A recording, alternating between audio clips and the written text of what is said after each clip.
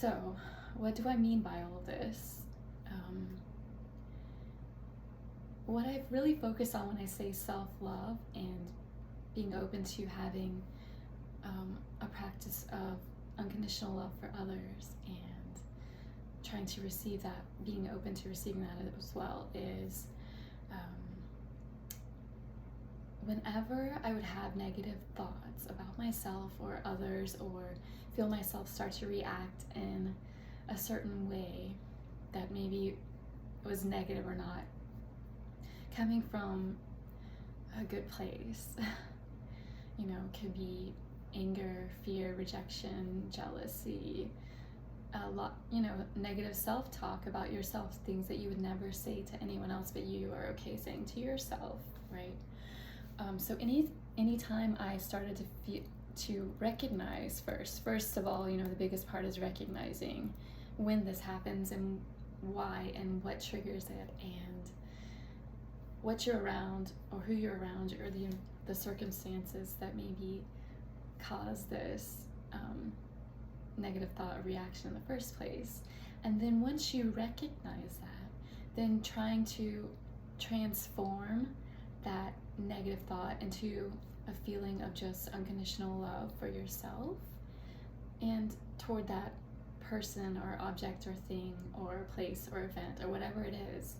It's really, really difficult. I am still, after a year, learning different triggers and who and what I need to release so that these patterns don't keep happening.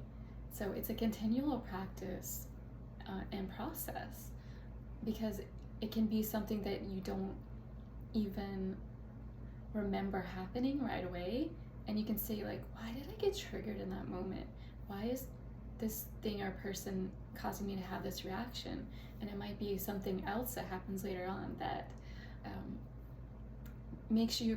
helps you become aware of why you had that thought or response that you did. And so, I really think on this journey, if we can have that awareness in the first step and then transform it into something that is helpful, a feeling of love, just unconditional love. It doesn't have to be attached to anything or any person. It's just a feeling of love. And I mean, why not? Why not try to do this? And if someone says something hurtful to you, you could either hold on to that and feel bad about it and feel bad about yourself or get angry or cry or have pain. And those are all very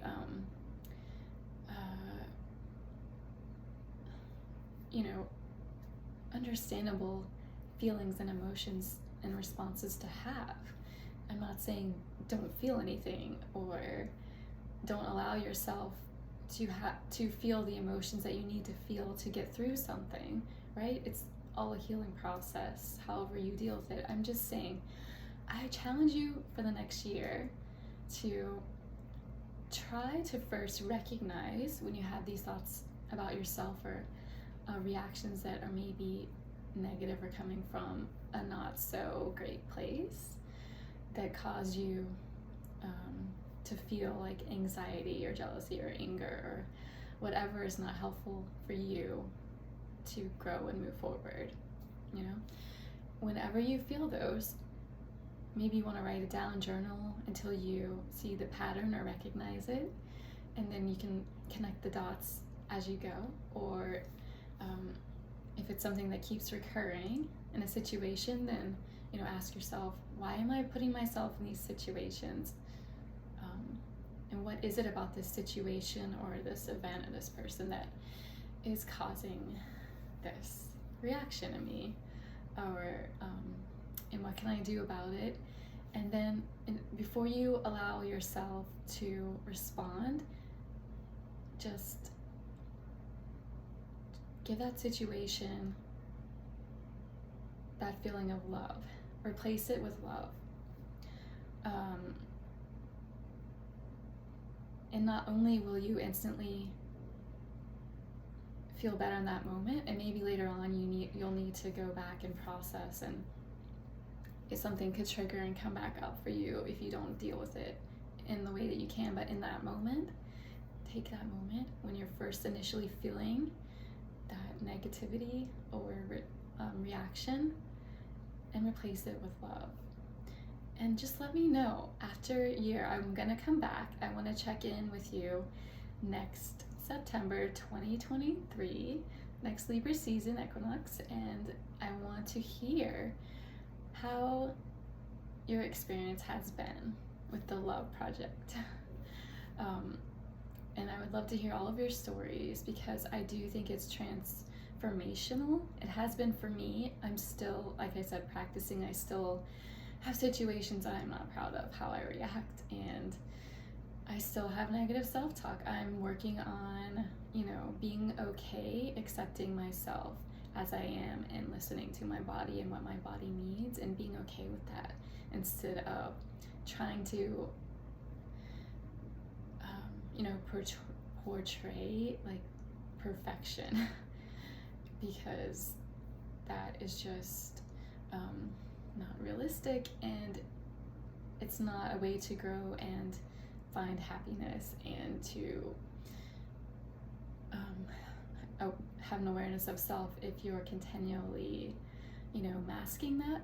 So the thing about seeing yourself as a third person on a play stage, right, you're writing the script for yourself.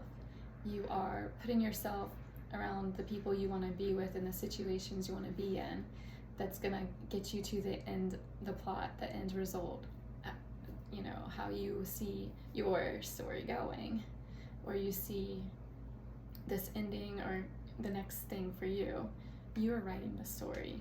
So see it as an outsider. What would you tell yourself? What next steps would you do? What people or things or places would you put around you to create this story?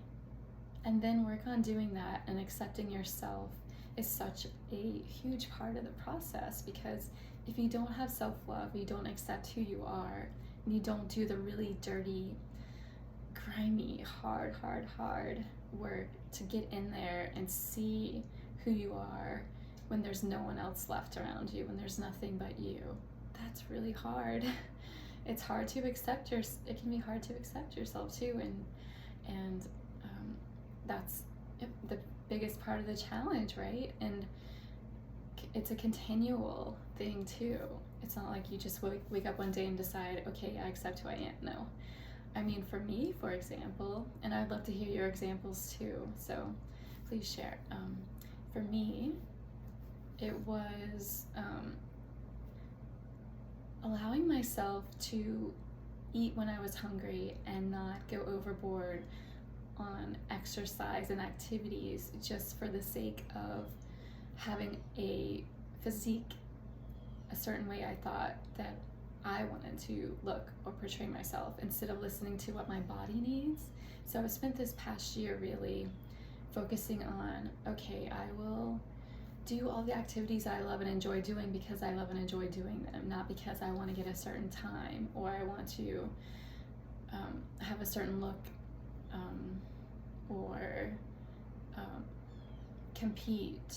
And I'm not saying there's anything wrong with that, but I recognize for me, this was something I was doing to put layers over me, like that were kind of like a protective mechanism I was using, so that I didn't have to get in there and see why I was doing these things, what I was trying to hide, and what I was afraid of everyone else seeing. So I've been really open to listening to my body. If I need to sleep, I sleep. If I need to eat something, I'm gonna eat and enjoy it, and eat foods that I really enjoy, and not make food just like fuel for a 7-mile run, right? Because that's not really the experience. It's not really living.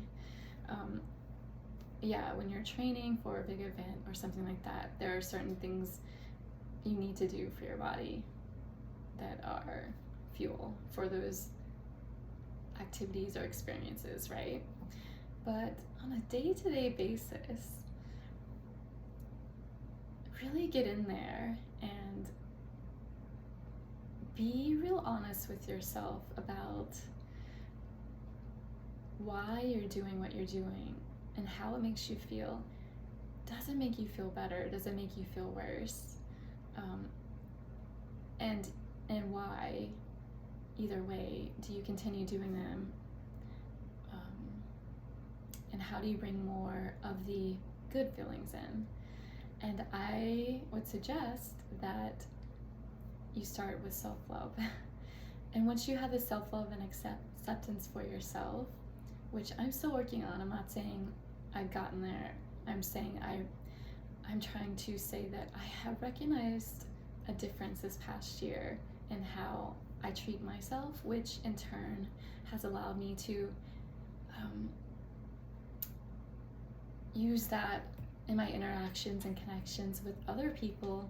Having that awareness about myself helps me to see how they may be doing the same, having the same like negative self-talk or things that they're hiding, keeping hidden about themselves, and trying to extend that unconditional love to others and show them it's okay to be vulnerable in a space with me, that others can feel safe here with me. And in exchange, having that same vulnerability with others, because I'm accepting and surrendering to who I am and what I need to be in that moment. So there's just a real opportunity for meaningful connections when you approach moments in your interactions that way. I've just found it to be just so different, and I do still have, like I said, those moments and experiences where I maybe didn't I could have reacted in a much better way, or I didn't do what I've been saying, like with my practice about self-love, but I catch myself now, which is a huge improvement. Instead of just being angry or sad or being upset for like days or a week or whatever, for a long period of time, now I recognize, I'm like, okay, I think I know what just happened there. I understand why a little better, and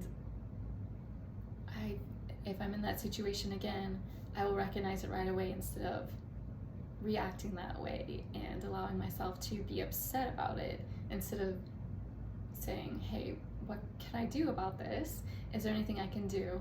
If not, then accept that and show myself love in that moment, even if someone else doesn't, and extend that unconditional love to them, because when you're in a place of pain, you can hurt other people. And I know I've hurt people, and of course you don't want to hurt people on purpose, or I don't know. Maybe some people do, I don't know. I'm not here to judge anyone. I'm just trying to share this project with you and challenge you and encourage you to participate, because I think that you will find a difference in yourself and in your interactions with others. So thank you for your time here, and please like, share, subscribe if you feel so led, and let me know in the comments how this experience is for you. All right, bye. Have a beautiful day.